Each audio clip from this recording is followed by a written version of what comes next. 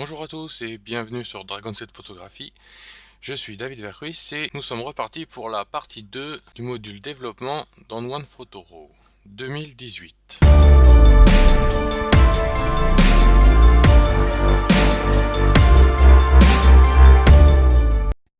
Alors, dans le module développement, nous avions vu les tons et les couleurs. Donc ici, je vais refaire un développement un peu plus rapide. On va mettre les niveaux.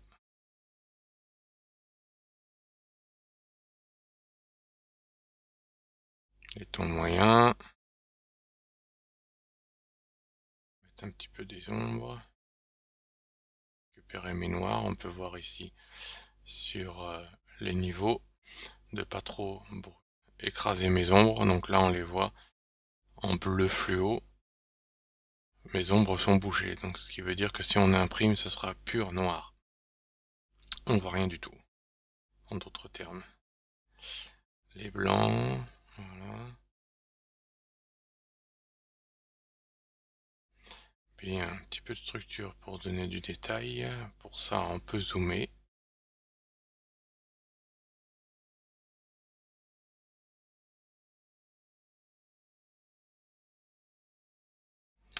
Voilà. Et là, des haze, on va enlever un petit peu de la brume pour donner aussi de la définition. C'est ce qui donne de la profondeur à 3 dimensions. Voilà. La balance des couleurs. Automatique. Jaune. Mon alerte des noirs. Et on va mettre un petit peu de saturation parce que ce qui me plaît justement dans cette photo, c'est de pouvoir ressortir le jeu de couleurs de l'automne. Mais on remarque que notre bog devient complètement fluo. Comment allons-nous gérer cela? On va aller un petit peu vers les jaunes et un petit peu vers les violets pour faire ressortir mes feuilles. Voilà.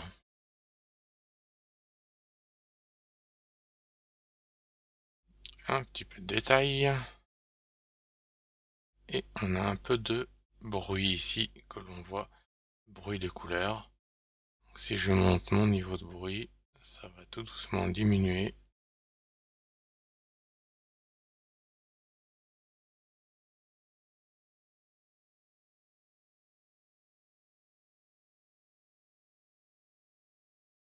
Voilà.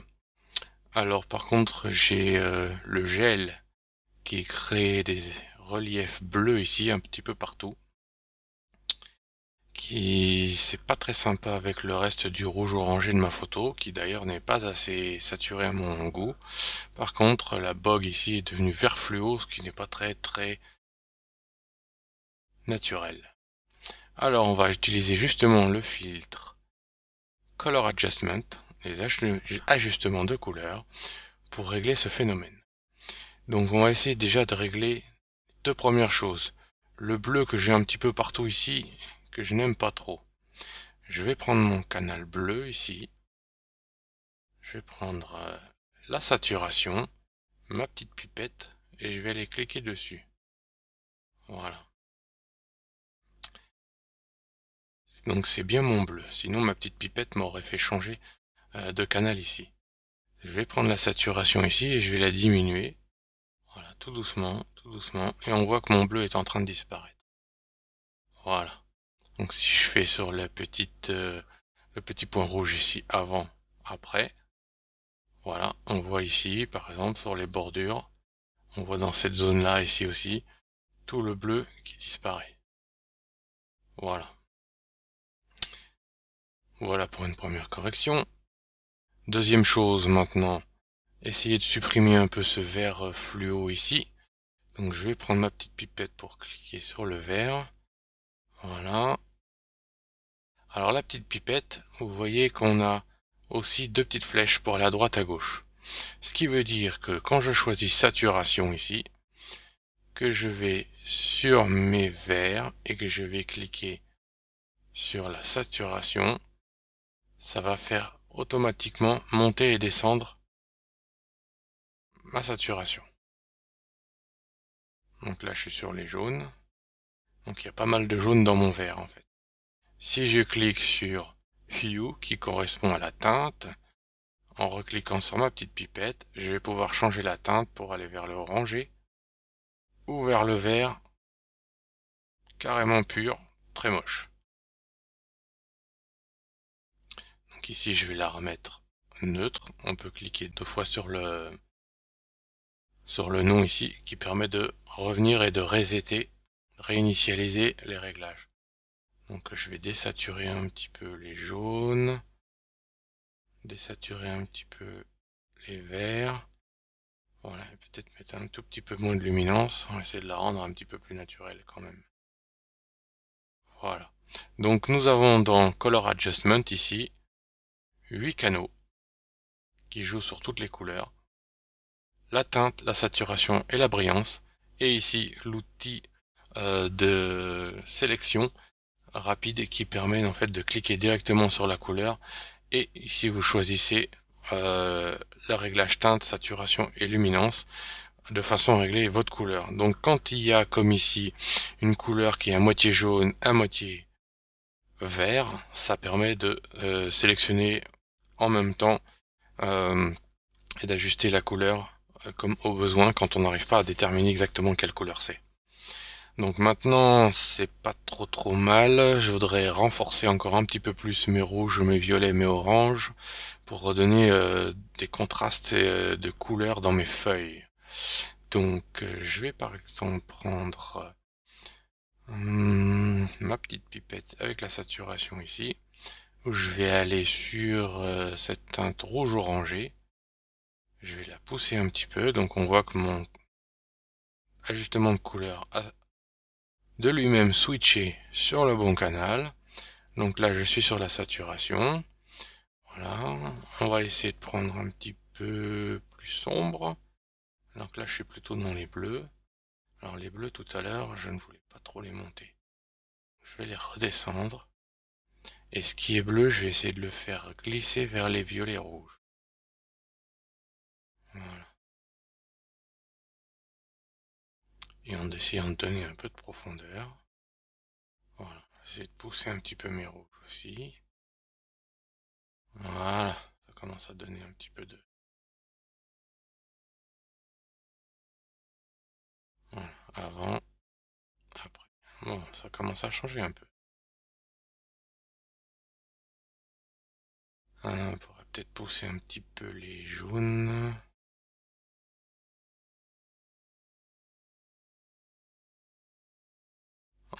En s'éloignant du vert trop pur de ma bogue.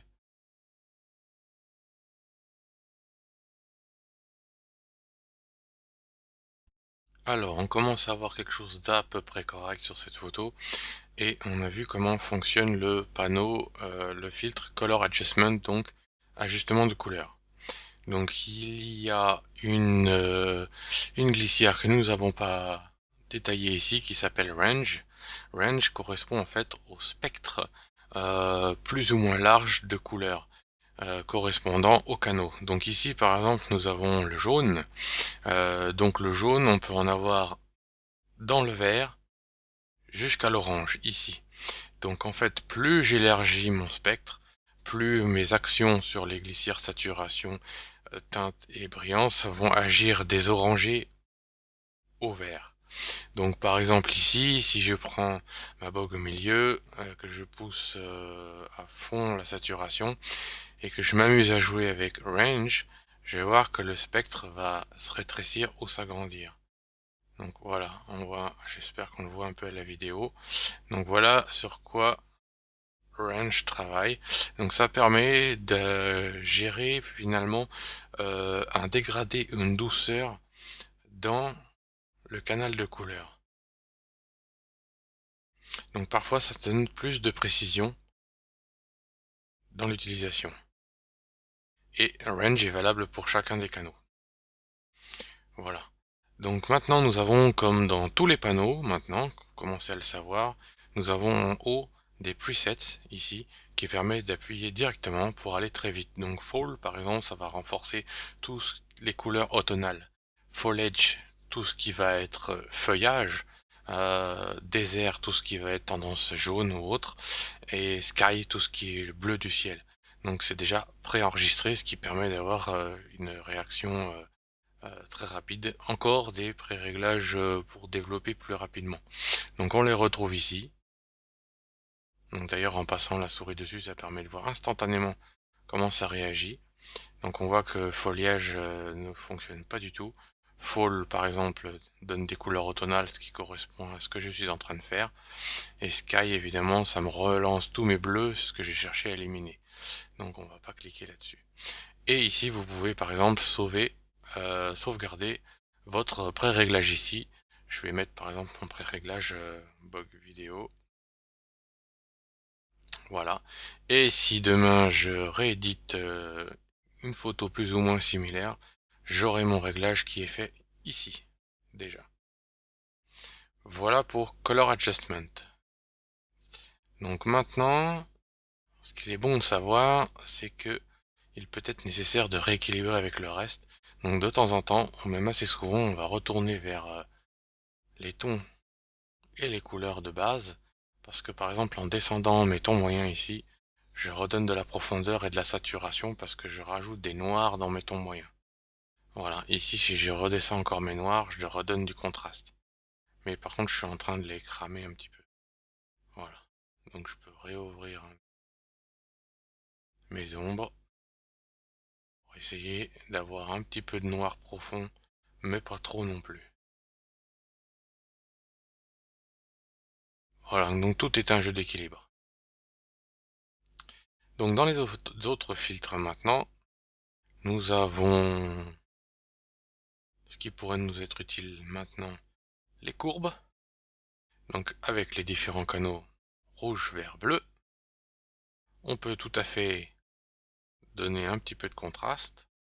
Donc on va créer encore plus de profondeur dans mes noirs ici. Donc on voit sur le spectre ici le noir vers les tons clairs. Donc et les tons moyens gris, les 50% de gris sont ici. Donc ici mes tons clairs pour aller jusqu'au blanc en haut. Donc si je diminue la courbe comme ceci, je n'ai plus de blanc. On voit sur les niveaux, le graphique ici, je n'ai plus de blanc. Et si je les remonte, mes blancs, hop, ils vont aller jusqu'au bout. Et là, je recrée des blancs en allant dans l'autre sens. Donc ça, c'est l'outil professionnel par défaut. Beaucoup de gens qui ne jurent que par les courbes.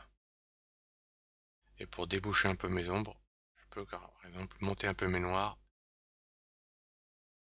Et très souvent, c'est la petite courbe en S qui nous donne un joli contraste.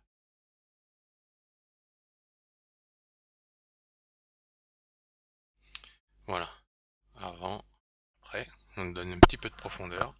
Moi personnellement j'aime bien les courbes parce que avec la courbure qu'on a ici justement, on a un dégradé, un lissage, une comment je dirais une cohérence entre les tons qui donne un effet naturel des plus naturels, beaucoup plus que la plupart d'autres algorithmes en général. Donc maintenant avec rouge, vert et bleu, par exemple ici, si je descends mes rouges, l'opposé de mes rouges, ce sera le cyan. Donc si je descends les rouges de mes hautes lumières, je veux créer du cyan qui va remonter, mais du cyan mélangé avec ma photo, ça va donner un ton un peu verdâtre. Voilà, et on voit le cyan qui remonte ici. Et si je fais ça, et que je vais dans l'autre sens, je vais recréer du rouge, et on voit le rouge qui monte dans mes tons clairs. Pareil ici dans mes noirs. Ici je fais disparaître mon rouge de mes noirs. J'ai du cyan dans les ombres. Et ici je fais monter le rouge dans mes ombres.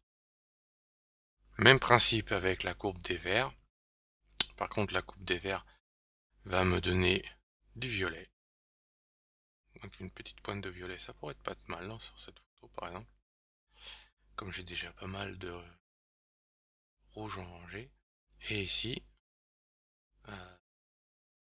du violet dans mes ombres, ou plus de vert. Donc, par exemple, si je veux donner un petit peu de violet dans mes hauts de magenta, dans mes tons moyens, je vais juste descendre un peu. Voilà. Avant, après. On voit que le changement est plutôt radical. Et dans mes bleus, et ben, le même principe. Je vais augmenter mes bleus de mes tons clairs, diminuer les bleus et donc donner du jaune. Donc attention à mon jaune parce que tout de suite ça devient fluo au milieu. Il y a beaucoup de jaune dans ma boucle verte. Ici je peux créer un petit peu de jaune, un peu de bleu dans mes tons moyens ou les réduire un petit peu. Et pareil ici, créer du jaune dans mes ombres ou beaucoup de bleu. Après on peut s'amuser à donner un effet très Instagram. Ceci, par exemple, en redonnant un cyan.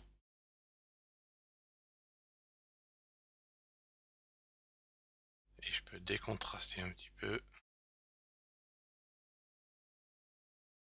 Comme ça. Voilà.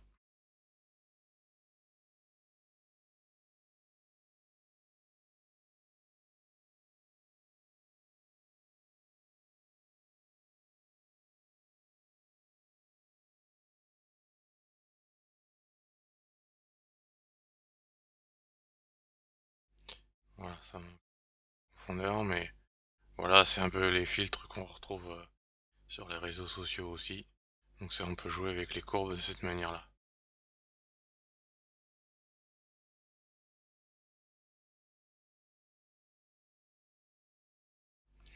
Voilà donc pour la courbe. Donc là, il y a de quoi s'amuser avec ce genre d'outil. Mais quasiment tout est possible.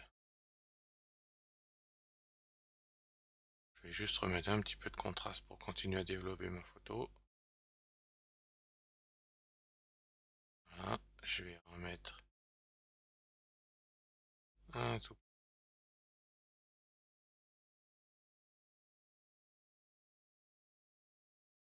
J'aime bien les couleurs chaudes, pétantes. Mettons, oui. Voilà. Et puis je vais du coup descendre un tout petit peu la saturation ici.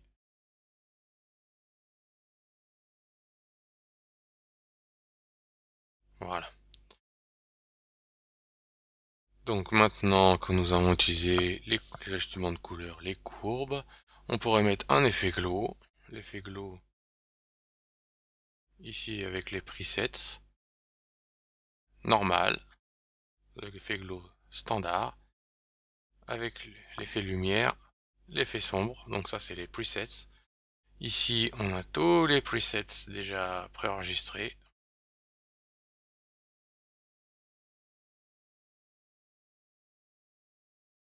Donne l'effet rêveur.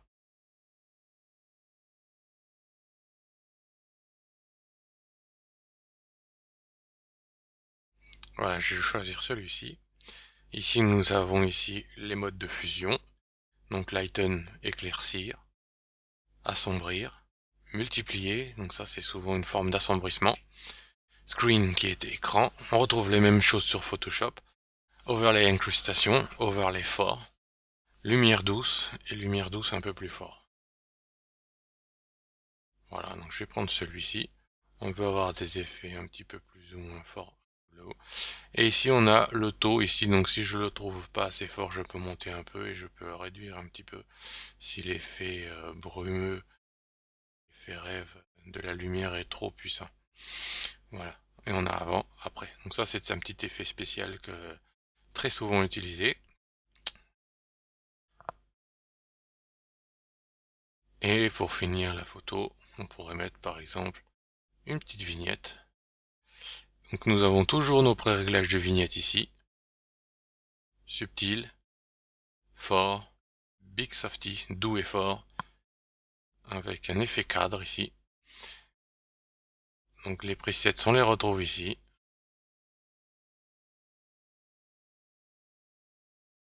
Voilà.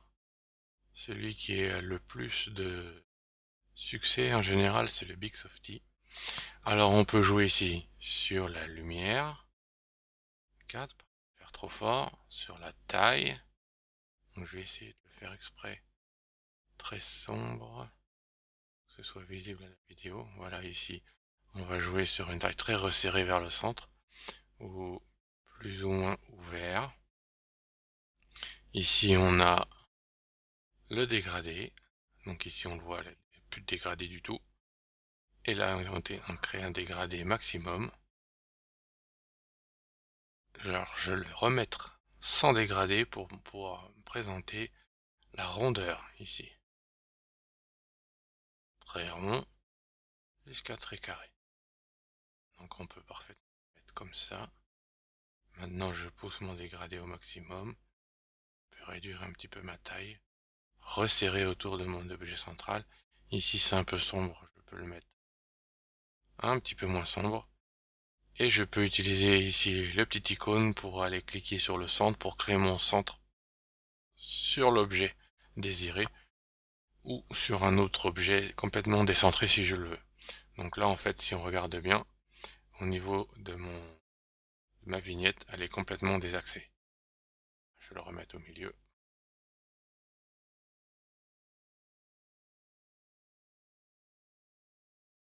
Voilà, avant, après. Totalement personnalisable et très pratique. Donc ici, on a normal, léger et très doux. On a encore une subdivision de notre vignette. Donc voilà pour le développement, le module développement. Donc nous avons fait tout ceci. On pourrait voir, donc là ça commence à être un peu n'importe quoi. Ça commence à être un petit peu beaucoup d'effets spéciaux. Le glow par exemple. Je vais réduire la vignette, désaturer. Ça devient un peu fort. Voilà. Donc maintenant on pourrait tout à fait ajouter un effet noir et blanc. Dans l'effet noir et blanc, nous avons donc un filtre vert, jaune, rouge, infrarouge, qui sont tous ici, bleu, avec un petit peu de grain beaucoup plus large. Et donc ces canaux ici, on les retrouve ici. Donc ici, on va jouer sur la lumière des rouges, qui sont devenus donc des tons gris, la lumière des jaunes, ce qui nous permet d'ajuster le contraste sur chacun des canaux de couleurs qui sont maintenant en noir et blanc. Voilà. On a très peu, les magentas, etc. Et ici, on a les films argentiques, les effets argentiques préenregistrés, utilisables directement. Et donc le film grain, ici, ça nous permet de partir sur le grain d'un film argentique, la texture. Donc si j'essaye de zoomer ici, et je change de grain, voilà, on voit les changements de grain en direct. Donc on retrouve les textures qu'on a sur nos argentiques, sur nos anciens films argentiques, pour les amoureux de l'ancien temps. Et ici on peut jouer sur le taux de grain et sur la taille des grains. Alors je pense pas que ça se voit à la vidéo, puisque c'est quand même très subtil. Ou alors que je trouve un grain, voilà, un film plus grossier. Voilà. Ici on va le voir, là ici je mets le taux des grains maximum, avec une taille maximum. Voilà. Là je pense que ça doit se voir.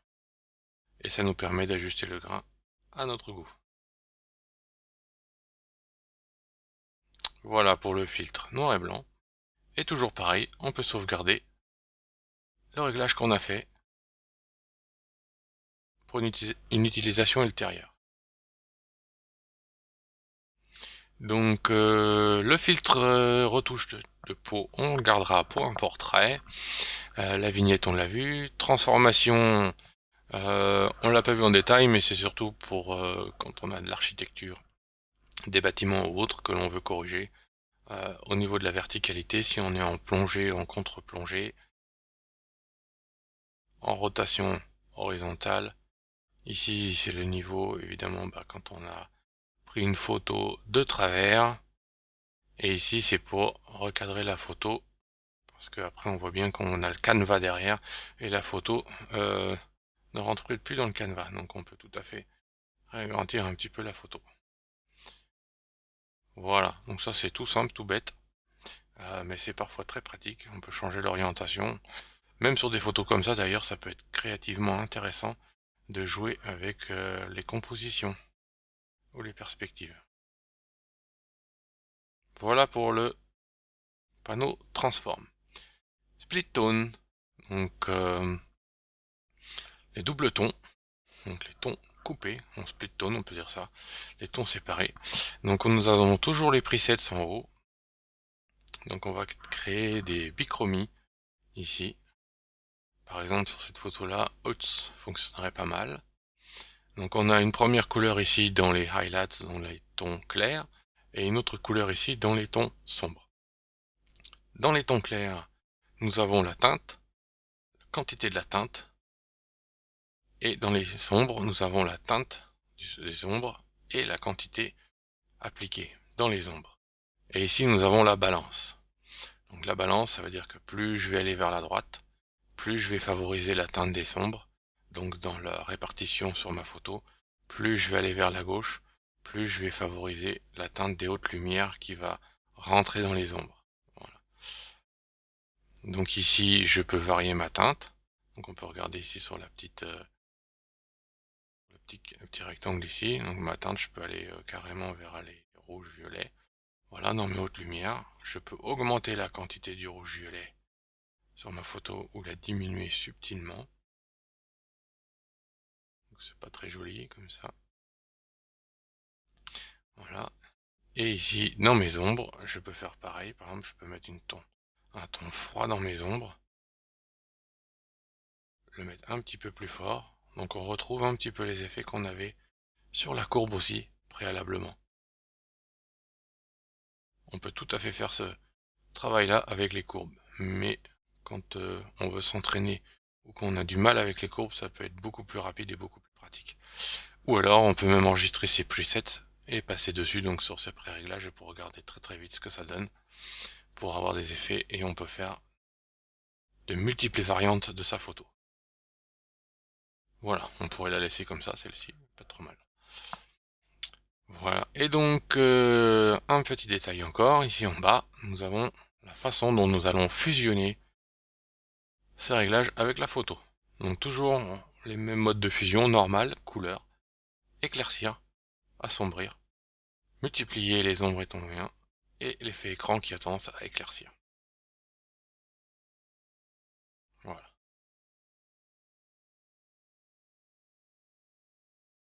Et donc je crois que nous avons fait le tour de tous les panneaux, sauf la retouche de peau, mais pour ça on va trouver un portrait prochainement.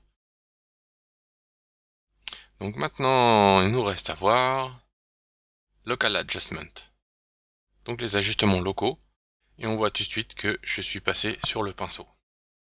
Donc le pinceau ici, des ajustements locaux, et dans les outils d'ajustement locaux, nous avons aussi le filtre dégradé ici, juste en dessous. Donc, si je prends le filtre dégradé, on voit tout de suite que j'ai pas le même petit icône. Donc si j'ouvre mon panneau des ajustements locaux, en haut je retrouve toujours mes presets, éclaircir, assombrir, vibrance, détail, HDR, éclaircir, ajuster les yeux, récupérer les hautes lumières, déboucher les ombres, le pinceau de brosse à dents pour retoucher les dents, la vibrance et le réchauffement. Alors, à quoi servent tous ces presets, sachant qu'on les a en dessous? Si je clique sur Lighten, on va avoir une augmentation d'un stop ici. Donc on a 1 sur l'exposition. Assombrir, -1. Vibrance, la vibrance va augmenter directement. Détail, la structure va monter. Et donc ce qui veut dire qu'on peut tout à fait créer un pinceau. Donc par exemple si je veux assombrir, je vais faire une vignette à main levée ici. Je peux régler mes pinceaux ici Paint In, donc ça veut dire appliquer sur l'image, et Paint Out, c'est supprimer. Donc là je vais peindre, mon pinceau je peux en prendre un peu plus grand, Ici, je vais gérer le dégradé de mon pinceau. Donc mon pinceau est plus ou moins doux. On voit que le centre se rétrécit ou s'agrandit. Et ici, j'ai l'opacité de l'application. Donc l'opacité, ça veut dire que à chaque coup de pinceau, j'en mets plus ou moins épais. Donc ici, si j'assombris un peu mon image, je peux cliquer ici sur la petite icône pour voir où j'ai peint. Voilà, donc là, ici, on voit mon masque. Donc ici, on voit que le masque, il est noir. Et là où je peins, en fait, je suis en train d'appliquer un assombrissement. Voilà.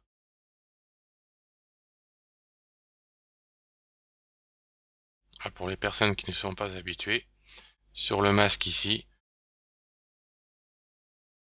le noir cache les réglages ici et le blanc révèle. Donc en fait, quand je clique sur la visualisation ici, je vois que sur mon gris, j'ai une application partielle.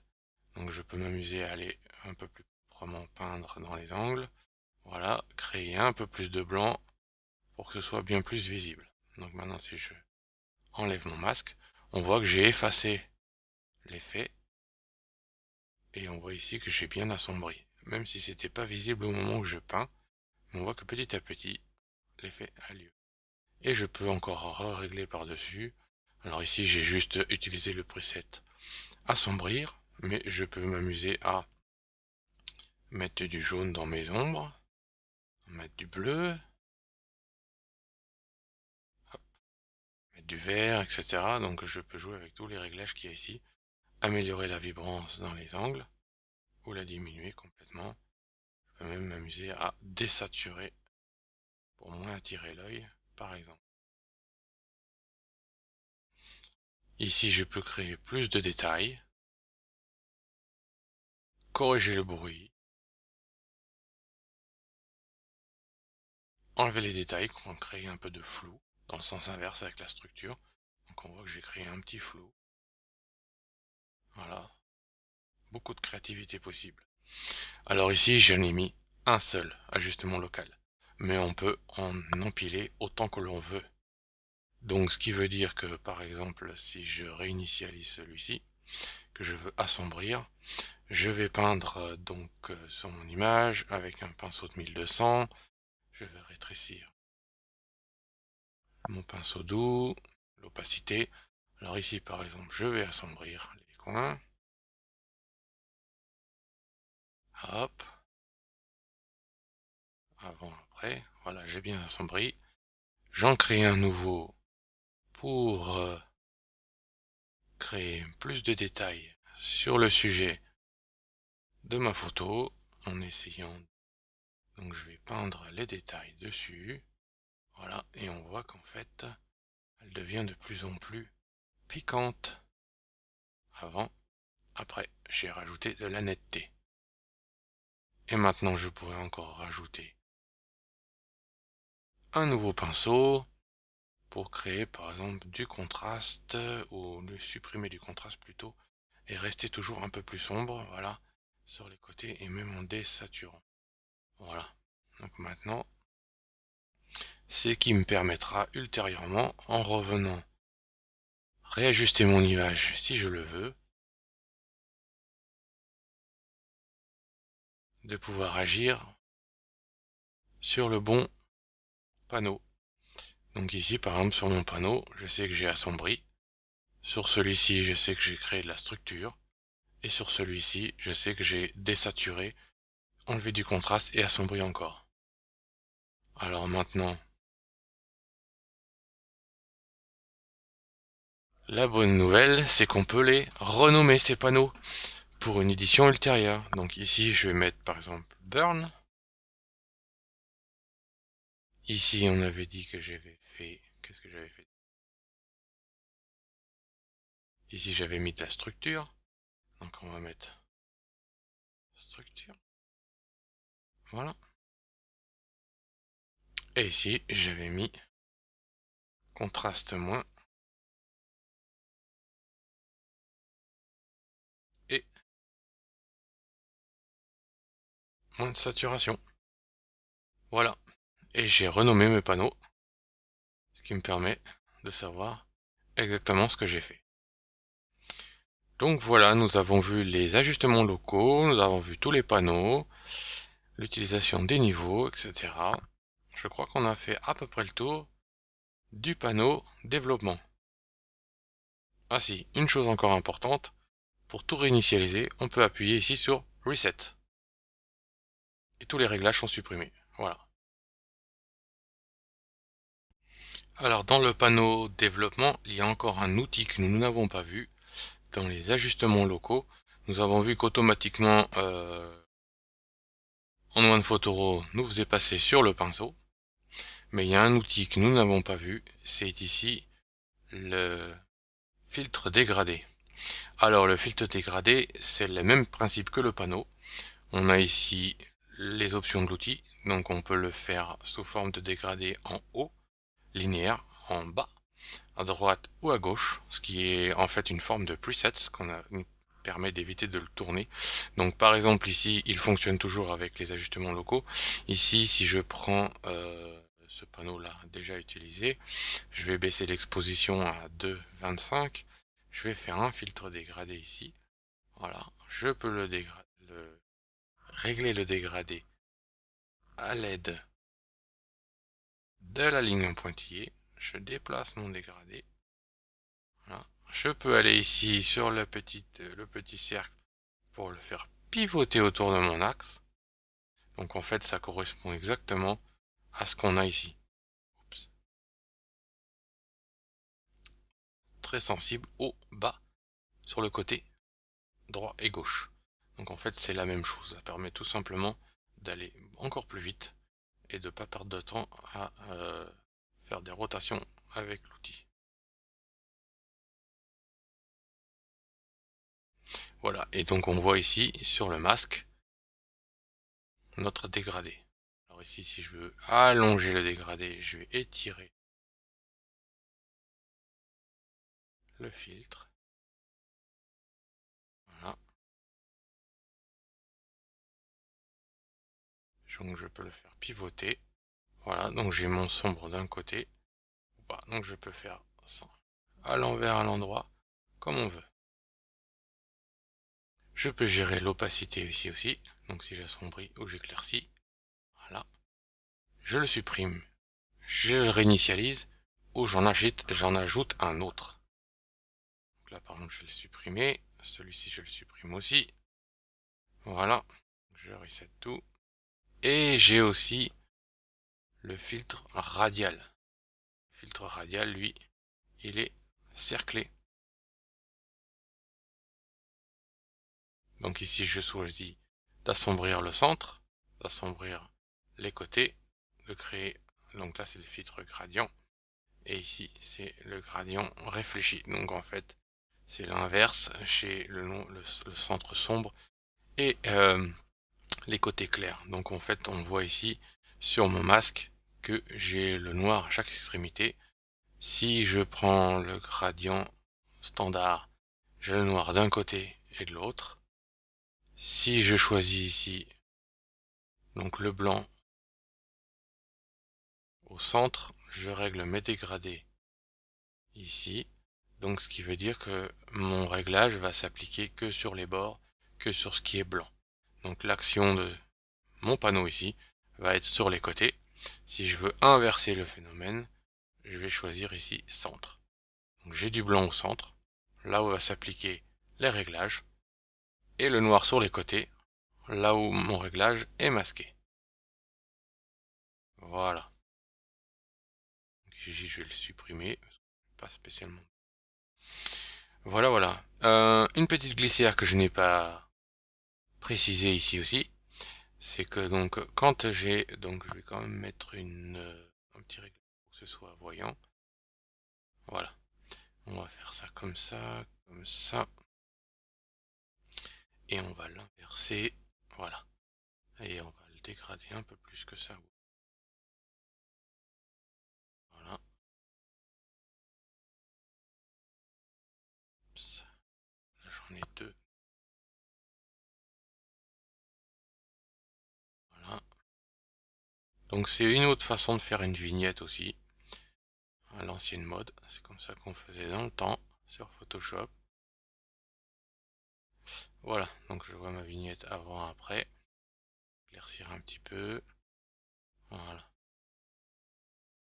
Voilà. Donc je l'applique. Et les poser. Donc maintenant ici, la glissière opacité, ça me permet encore d'ajuster en douceur l'application de mon masque. Et donc de mon panneau. Si je descends ici par exemple à -3, admettons qu'il soit un petit peu fort et qu'avec mon dégradé j'arrive pas à le faire aussi précisément que je veux, je peux ajuster ici l'opacité de ce que je viens de faire sur ma glissière, par exemple mettre 57%, 60%. Donc ce qui me donne encore plus de douceur, encore plus d'options d'ajustement. Voilà. Donc là pour le coup nous avons fait le tour des panneaux, des ajustements locaux et des outils de masquage, donc le pinceau, le filtre radial et les filtres dégradés. Donc maintenant, quand on croit avoir tout vu, nous n'avons pas encore tout vu. Donc dans les ajustements locaux ici, nous avons vu les outils, les réglages des outils et les différents réglages du panneau. Mais ce que nous n'avons pas vu ici, c'est les réglages de masquage qui sont assez fabuleux ici. Donc on a vu qu'il y avait l'opacité, mais nous avons ici les masques de luminance, une vue des masques de luminance, créer une copie, resetter le masque, donc réinitialiser le masque, inverser le masque, gérer la densité du masque, le dégradé du masque, les niveaux du masque et l'application du spectre du masque sur les hautes ou les basses lumières et les masques sur les couleurs. Donc comme vous pouvez le voir, c'est plutôt compliqué. Je pense qu'après 42 minutes de vidéo, maintenant on va faire ça dans une troisième partie parce que ça risque d'être encore un petit peu long. Et nous avons une petite option ici, Paint Color, que nous n'avons pas vu, à quoi cela pourrait être bien utile. Eh bien, je vous donne rendez-vous pour la troisième partie du module de développement qui sera principalement consacré au masque. Eh bien, je vous dis à bientôt sur Dragon Street Photographie.